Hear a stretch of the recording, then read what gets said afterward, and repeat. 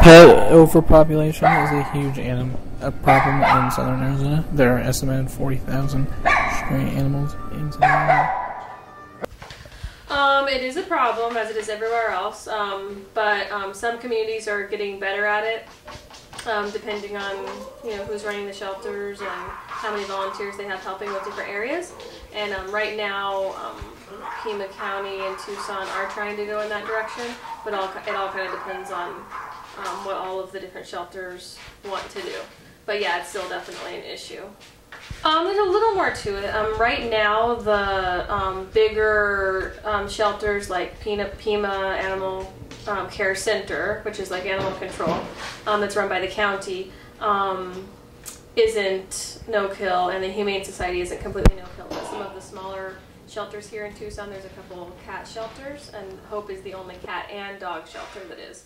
And those ones are just because that's their philosophy, and they are smaller, but they just believe in no-kill, so that's why they've chosen to be that. It is a pretty small shelter, and it's in, it is kind of hidden back here, but they have events, fundraisers, and other events throughout the year, and they try and put those out a lot, so they'll try to advertise in different ways that they can, through flyers or in the mail or Facebook.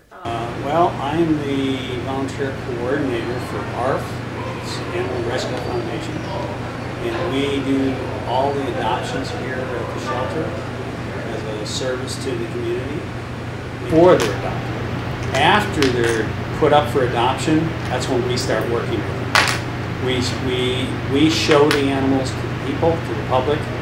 If a customer comes in, they say, "Oh, I like this dog," we offer to take the dog out of the cage, and there are little playground areas outside.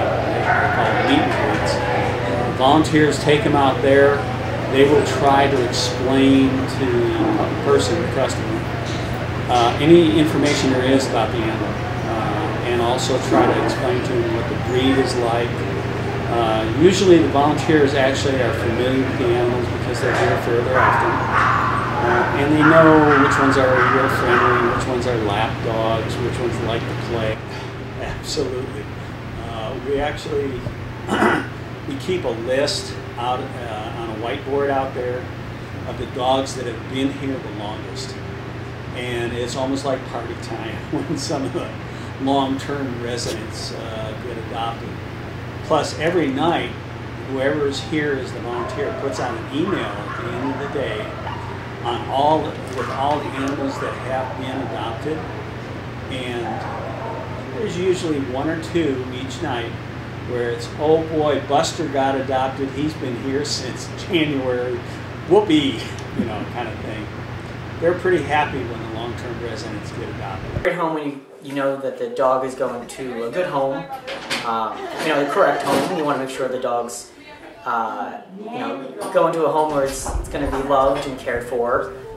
But it's also good to see when a stray dog comes in or a cat, and then gets adopted out, and if they have any medical issues, it gets taken care of. And I don't think it gets enough attention here in Tucson. There's definitely an overpopulation of pets comparable to other parts of the United States. The weather and where we are located, is not very ideal, but we do what we can, and we hope for the best. We try to educate everyone. From receiving, when owners need to release pets, we try to educate them to see if we can find a solution rather than the animal coming in here. The shelter is not the best place for an animal, so if it's a behavioral issue, it's a time or space issue, we try to see if there's another time, a solution for that instead of the animal coming in here.